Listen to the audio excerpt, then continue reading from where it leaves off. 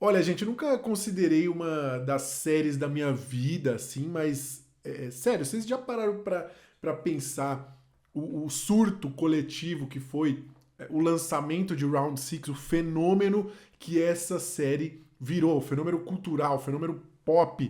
A sua avó sabe o que é Round Six, provavelmente seu avô assistia, as crianças andavam na rua vestidas dos dummy lá do Round Six. O negócio dominou o mundo, a internet. Nas semanas em que o Round Six chegou na Netflix, ela já era primeiro lugar em não sei quantos países, se bem que o filme do Hassum também fez isso, mas enfim, foi um fenômeno tão maluco que até o tênis que os caras usam lá no jogo, que ninguém nem fala dessa porra desse tênis em momento nenhum, bateu recorde de venda, é um Vans White, sei lá o que, e na época explodiu não sei quantos por cento a mais de venda. Round Six chegou chutando a porta e cravando o seu nome aí na história da cultura pop, na história da televisão. E eu atribuo isso a alguns fatores. Claro, ela teve algumas coisas ali que ajudaram, como o fato de que parece que essa série foi feita por um algoritmo, né? Parece que chegaram lá no chat GPT e falaram: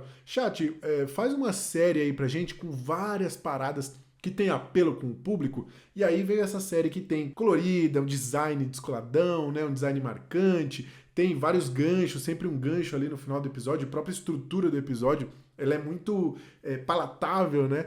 O perfil dos personagens, enfim, toda a construção dessa série que usa ali brincadeiras infantis, a linguagem dela é muito acessível, então, como eu falei, públicos diferentes conseguem acompanhar a trama dessa série, né? Ela é muito simples de acompanhar, ao mesmo tempo ela tem ali aquelas surpresas, tem as reviravoltas, enfim, uma série que parece que o algoritmo ticou lá tudo o que precisava para uma série de sucesso. Então ela tinha esse quê ali quase que meio artificial, né? Ela foi muito beneficiada também com o fato de que estávamos presos dentro de casa por conta de uma... Não sei nem se eu posso falar essa palavra, vou colocar um pi aqui para não ter problema nesse vídeo, mas estávamos em um momento onde a gente estava sedento por entretenimento, por coisas que ocupassem a nossa cabeça e a gente pudesse tirar o foco daquele momento horrível que estava acontecendo. Só que ela tinha mais do que isso. Ela foi beneficiada por essas coisas, mas era uma série que tinha um frescor, tá ligado? Ela tinha um quê de novidade, ela tinha essa coisa estilosa mesmo, que era muito marcante, né? Essa parte artística da série ela é muito bacana, o personagem principal ele é um poço de carisma, então muito fácil da gente se conectar, foi um entretenimento muito massa naquela época, e é uma série que ela tinha algo a dizer. Ela tinha uma mensagem legal, né, sobre uma crítica ali ao capitalismo e um estudo de como o sistema oprime as pessoas ao ponto delas fazerem coisas questionáveis, ou será que não são questionáveis ali naquele contexto? Então tem um quê meio filosófico, provocador e tal. Tudo isso mantendo um alto valor de entretenimento. É uma série que diverte, que prende. Pô, foi muito massa, um grande fenômeno. E estamos agora diante da terceira e última temporada de Round Six. E eu queria aqui nesse vídeo parabenizar a Netflix, parabenizar os realizadores aqui, que eles pegaram tudo, ou quase tudo, dessas coisas que eu mencionei, que funcionavam, né, que eram o charme dessa série, enrolaram, fizeram um bolinho e socaram no nosso... Senhoras e senhores, eu sou Rory Moraes, sejam todos muito bem-vindos ao meu canal. Não repara a bagunça e também não reparem no fato de que eu estarei provavelmente um pouco emocionado, exaltado aqui nesse vídeo. Vocês vão entender o porquê da minha revolta, mas essa revolta foi tamanha que me obrigou a encerrar o meu hiato indefinido, porque eu conduzo esse canal da mesma forma que os integrantes do Los Hermanos conduzem a banda deles. Eles fazem um show por semestre, falam que acabou e aí voltam. Então é mais ou menos isso. E eu tive que interromper o meu intervalo, até porque quando eu gravo um vídeo aqui, eu preciso de 6, 7 meses de descanso para me recuperar. É realmente um trabalho muito cansativo. Mas eu não consegui. Tive que encerrar a minha pausa, o meu descanso merecido, para vir aqui fazer o que eu chamaria de serviço de utilidade pública. Esse vídeo vai ter spoilers, tá? Então, se você for muito sensível, eu recomendo que você não assista, Mas se você não tem essa sensibilidade toda, acho que vale a pena você assistir para você já saber o que esperar dessa série ou talvez até evitar passar por essa raiva e por esses sentimentos ruins que ficaram comigo. Se eu tivesse visto algum vídeo como esse que eu estou trazendo para vocês, com certeza isso me pouparia muito tempo e também essa carga emocional negativa. Caraca, mas foi tão ruim assim, pior série de todas? Não foi a coisa mais horrível, não é 100% ruim. Tem algumas coisas aqui nessa terceira temporada que eu até acho interessante. Primeiro, o Lee Jung-jae, né, que é o Ji-hoon, né, o ator que faz o Ji-han, ele continua sensacional. Esse cara, ele é um bom ator e ele tem essa carinha que dá vontade de abraçar. Assim, é um cara, ele é muito carismático. Se você assistir entrevistas dele, eu gosto muito daquele vídeo dele tem um programa de entrevista que os convidados vão andando e a galera cantando em volta lá e ele dançando, assim, pô, esse cara é maravilhoso, assim, eu sou apaixonado por ele. Ele não tem culpa de nada aqui, se tem alguém que não tem culpa é ele. Ele tá excelente nessa temporada, mesmo sendo uma temporada que não dá nada praticamente pra ele fazer, né? Ele tem pouco texto, inclusive, mas ele é muito expressivo e ele traz essa carga emocional ali no olhar, essa coisa do trauma, do luto, da desistência. Então ele é um dos pontos positivos dessa temporada aqui. Eu também gosto de uma ou outra adição aqui na nossa lista de personagens, mas eles não são muito beneficiados pelo roteiro. Vou falar disso mais pra frente. Mas tem um outro personagem aqui que é interessante, que traz dinâmicas relevantes ali pra história. Eu gosto também do paralelo que é traçado entre o Ji-han e o frontman lá. Tem uma coisa de espelhamento que eu acho legal. Tem umas outras ideias que são boas também, até pro desfecho da série. Eu gosto da coisa do cara ir lá levar o dinheiro pra filha do Ji-han, né? Meio que fechando esse arco. Gosto da aparição da Cate Blanchett no final, foi surpreendente. Assim, eu achei até que era um efeito, mas não, realmente é ela. E acho que o jeito como eles justificam, né, a expansão dos jogos e a existência de 1 milhão de spin-off que vai vir por aí, eu acho bem inteligente também. Acho legal isso. Gosto muito das conexões, easter eggs e, né, aqueles segredos que você encontra ao longo da temporada. Acho bem inteligente o jeito como eles amarram ali o sacrifício do personagem, aquela fala dele, né, que ele fala que nós somos pessoas, não somos cavalos, e essa coisa amarra com o fato de que ele começou perdendo dinheiro, apostando com cavalo. Pô, tem umas coisas muito massas que você tem que ser muito fã hardcore pra se lembrar. Tem aquela coisa da mulher lá que aparece no final, que tá reencontrando o filho. Você lembrava desse bagulho? Eu não sei quem é essa mulher, eu não lembro, mas depois eu vi que é alguém da primeira temporada, enfim.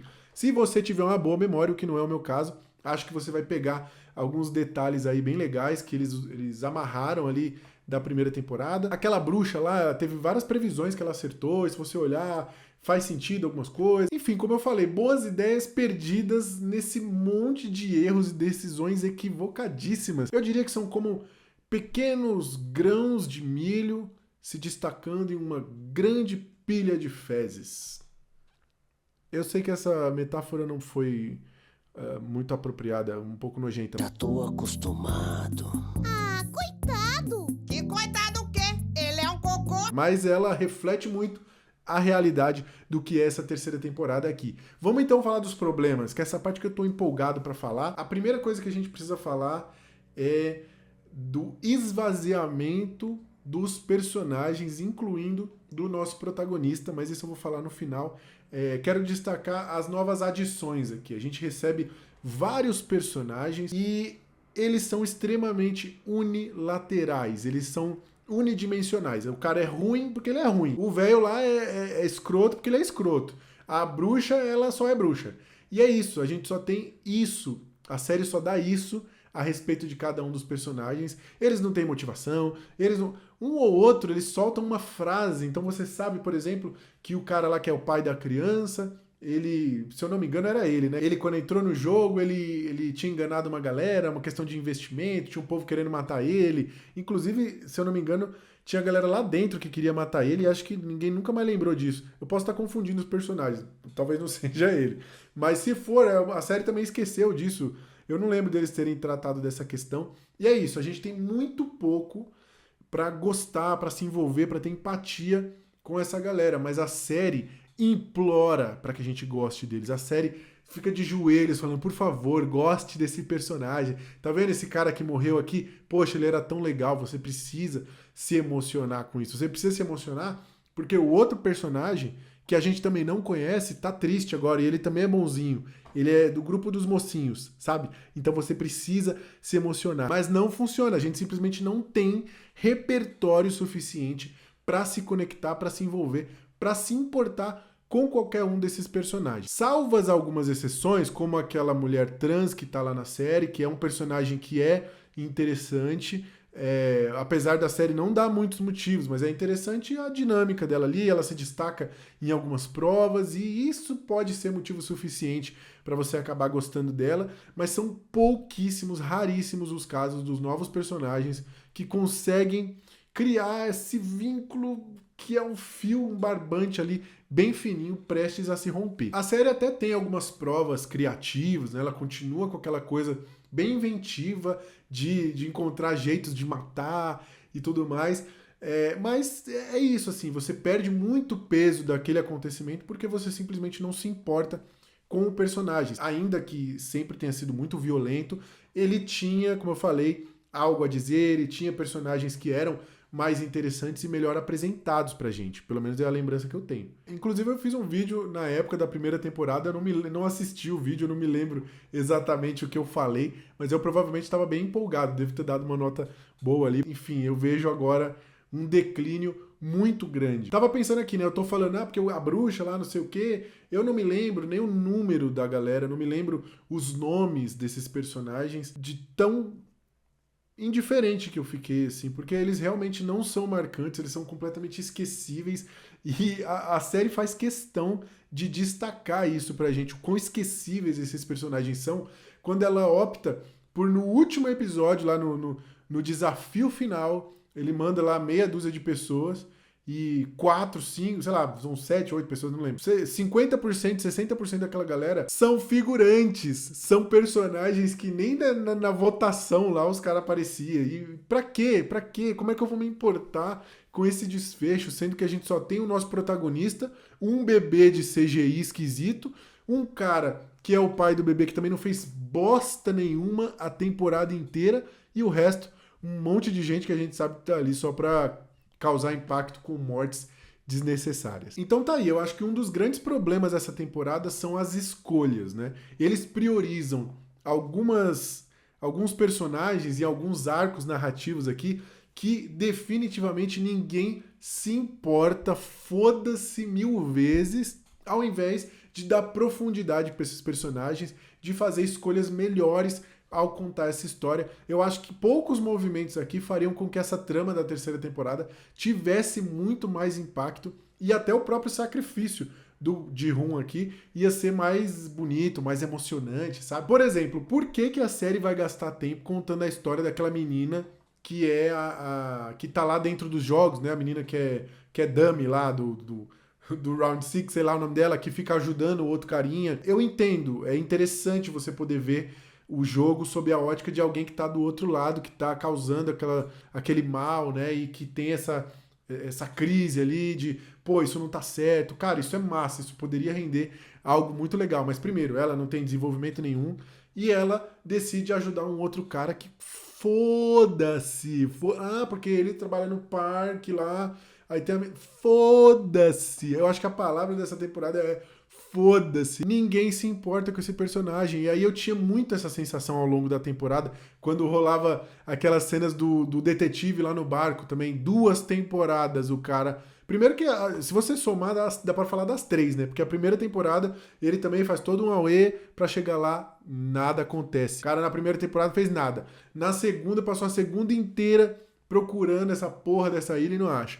Nessa agora o cara fica a temporada inteira, acha a ilha e ele fica meia hora lá dentro e nada acontece. Cara, não dá pra entender, não dá pra entender. Tendo tanto potencial ali desses personagens novos, tanta coisa que dava pra ser feito. Se eles tinham decidido que o frontman ia levar o dinheiro no final pra filha do Ji-han, Por que não contar pra gente como era essa relação, uns flashbacks, ou fazer o Ji-Han falar mais da filha dele, ter mais crises nesse sentido, lembrar do propósito dele, do porquê que ele estava ali, para que esse final pudesse ser mais poético, mais bonito, aquela sensação de missão cumprida, né? Tipo, pô, o cara se sacrificou, mas ele conseguiu. Não, eles querem contar a história do detetive, desses capangas e desse povo que ninguém se importa. Eu me irrito, cara. Eu me irrito que é muito burro. Como é que puderam fazer isso? Como eu falei, não é uma série da minha vida, não é uma série que eu tinha expectativa que, nossa, vai ser o melhor final de todos os tempos. Mas a gente tá falando aqui de uma das maiores propriedades intelectuais do maior serviço de streaming do mundo. E eu sinto que ela foi tratada com extremo desrespeito, o fã foi tratado com desrespeito, mas essa propriedade intelectual mesmo não teve carinho nenhum na execução desse desfecho aqui de Round 6. A gente sabe que o diretor não queria fazer, foi difícil convencer o cara a voltar, e aí fica essa sensação, né? Será que essa temporada foi um grande protesto, né? Tem algumas falas que o Ji-Han olha pra tela e fala, a culpa é sua, né, que ele tá dizendo pra ele, mas será que ele tá dizendo pra gente também? A culpa é nossa, que queria continuar reciclando essa história que não foi pensada inicialmente para ter um desfecho? Será que o Round 6 é vítima do próprio capitalismo que ele inicialmente criticava? Talvez, né? Uma forma de pensar que até faz com que tenha alguma genialidade aí. Mas eu acho que isso é só uma desculpa. Tipo aqui inventaram do Matrix 4, que é um filme meio mais ou menos, assim, eu particularmente não gostei tanto. E a galera fala, não, mas é porque a diretora não queria fazer, é uma mensagem por trás. Não sei não, viu? Outro problema grande dessa série aqui é o emburrecimento do texto no geral, assim. É impressionante. Tem vários exemplos aqui que eu poderia dar, mas um que me chamou muita atenção foi quando eles estão fazendo aquele jantar de gala antes da última prova e os caras aparecem para explicar como é a última prova. Não, na última prova vocês vão lá, vocês escolhem alguém, decidem, aí alguém levanta a mão. Quer dizer que nós mesmos que vamos decidir quem... Aí eles, exatamente, vocês que podem escolher. Aí o outro, não, peraí. Você tá querendo dizer que a gente vai fazer uma votação? Exatamente, vocês vão fazer uma votação. Aí um outro cutuca o outro falou, então quer dizer que a gente vai fazer... Tá pior do que a galera no Big Brother, tentando entender a prova e o pobre do Tadeu lá explicando. Sério, como o povo tá tapado, burro, idiota demais. O roteiro tá muito idiota. Ele trata o espectador ali como a pessoa mais imbecil do mundo. Ele tem que dar tudo extremamente mastigado pra gente. Outra cena que é muito idiota, o capitão do barco lá, que a gente já sabia há não sei quantos episódios que tava envolvido nessa porra, ele pega o telefone no barco e liga pro frontman lá e fala, olha, o pessoal aqui tá querendo investigar a ilha aí, o que eu faço, hein?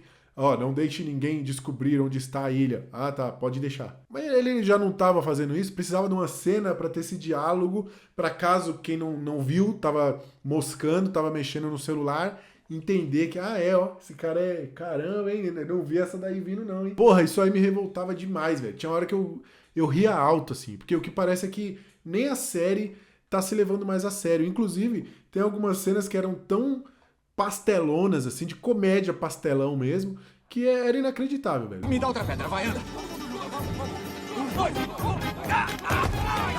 Tá tão engraçado hoje, seu filho de uma... Aí você tem episódios de mais de 1 hora preenchidas com essas repetições, né? Esse roteiro bobo, idiota pra caramba. Esses arcos narrativos que ninguém se importa, ninguém quer saber. E aí sobra o quê? Pra gente curtir, pra gente realmente se envolver. Aí tem uma outra parada que também me pega demais, que são as conveniências de roteiro, as facilitações. Porque a sensação que dá é que os criadores aceitaram a primeira resposta que veio para qualquer conflito.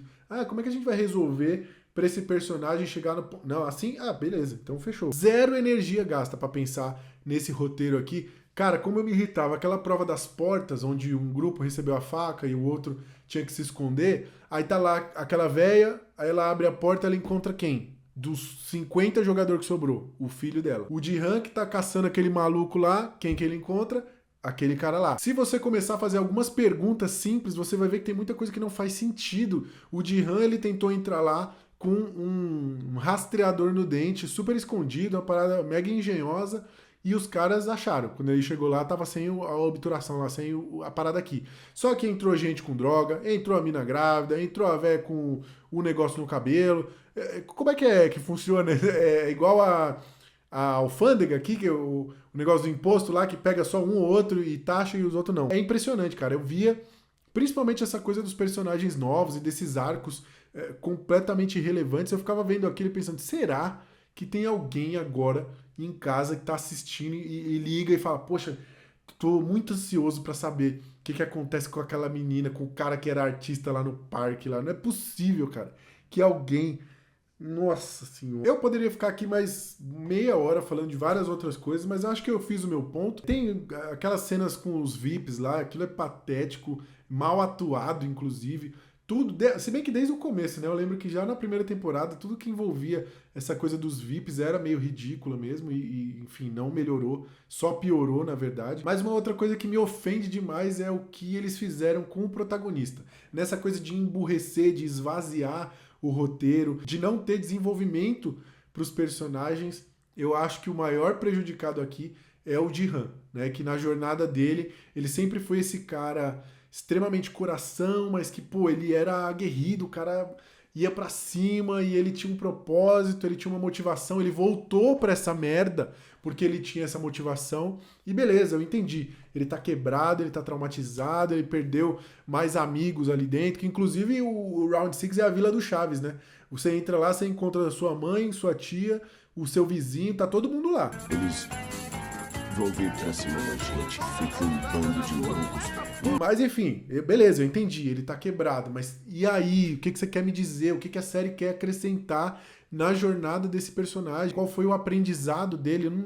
Não foi satisfatória pra mim essa jornada. Acho bonito o sacrifício que ele fez, o lance dele falar da filha dele, e ele tá diante daquele bebê, e ele pode finalmente fazer algo por alguém que ele nunca fez na vida dele. Você consegue ir extraindo essas coisas, mas eu acho que isso é muito mal contado. Eu fiquei extremamente decepcionado, assim, de ver a postura dele, de ver as burrices dele, tomando decisões que não faziam sentido, apático, passivo pra caramba. Ele é sentado ali, amarrado, assistindo a série acontecer, e ele pouco impactou o desfecho e essa jornada aqui na terceira temporada, que eu acho uma pena de verdade. Eu acho que se você pega as ideias, se você pega o que tá ali no papel, o fato dele ter morrido, a decisão dele se sacrificar, cara, eu acho que tudo isso faz sentido. Eu acho que seria mais legal mesmo isso acontecer do que ele sobreviver de alguma forma milagrosa, se bem que eles ainda botaram uma barra de ferro para ele se agarrar ali da maneira mais patética possível. É inegável o impacto de Round 6 na cultura pop, no entretenimento, na indústria cinematográfica como um todo. A Netflix é hoje o maior serviço de streaming com mais assinante, mais amplamente espalhado pelo mundo, muito por conta de produções, esses grandes hits, como foi o caso de Round 6. Ela gerou um monte de produto, um monte de coisa, como eu falei, essas séries aí, Round 6 Wannabe, que inclusive até recomendar tem uma que se chama The 8 Game, acho que é The 8 Show, que é bem interessante, assim, você vai assistir, você vai falar, nossa, quer muito ser Round 6 mesmo, mas ela é bem legal, ela é curtinha, uma minissérie pequena, e agora quando você olha as 3 temporadas de Round 6, talvez uma série como The 8 Show é até mais bem resolvida, sabe? Eu acho que esticaram muito aqui o Round 6 para extrair todo o leite dessa vaca que já está magrela, raquítica. E aí a gente tem essa temporada aí, meia bomba, sem graça, completamente esquecível e ninguém se importa. Por isso, eu vou dar a nota para a terceira temporada de Round 6 de 6.2 e se eu pensar um pouco mais ela vai cair. E é isso, gente. Obrigado por esse espaço para desabafar aqui com vocês e eu quero saber, me conta aí, você amou essa última temporada aí, o desfecho de Round 6? Você é um fã de Round 6 e tá satisfeito com isso? Ou você está puto da cara que nem eu? Comenta aí e a gente se vê numa próxima, se tudo der certo, para falar de algo mais prazeroso.